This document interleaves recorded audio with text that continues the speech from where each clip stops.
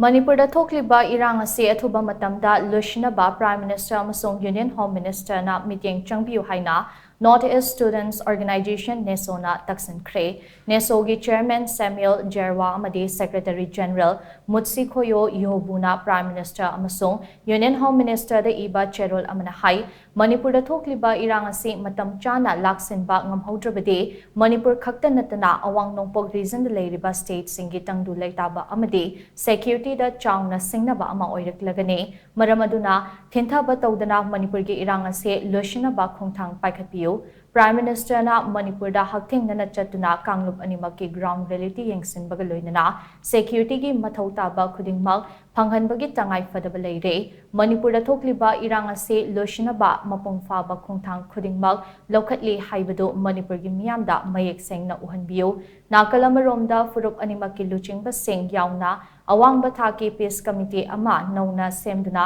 irang ase LAKSHINBA warep kaya lobagi tangai fadaba lei oirakliba Manipur gi fiba masida Prime Minister Narendra Modi na matam sang na tumina LAKSHINBA sina miyamna